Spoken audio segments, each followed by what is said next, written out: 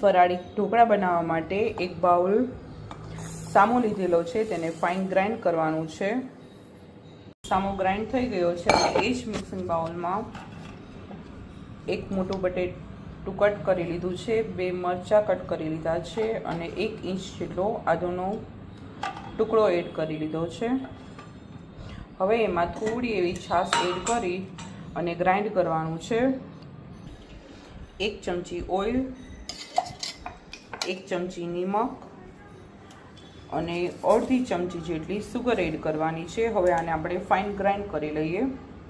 સામું અને આ મિક્સ કરી લઈએ બંને।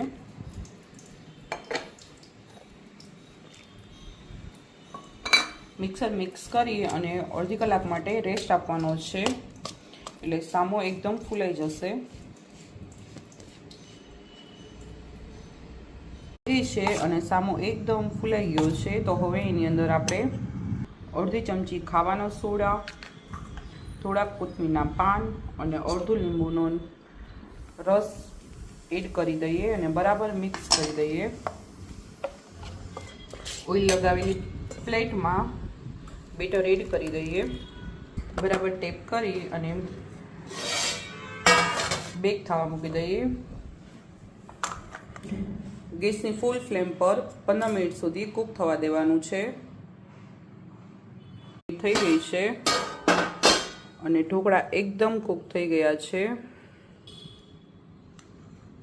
પીસ કરી લઈએ। પહેલા પર વઘાર કરવા માટે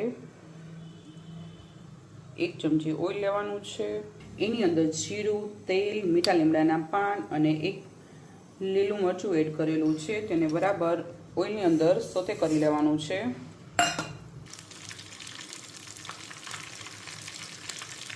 એના ઉપર વઘાર એડ કરી દઈએ। તો તૈયાર છે ફરાળી ઢોકળા।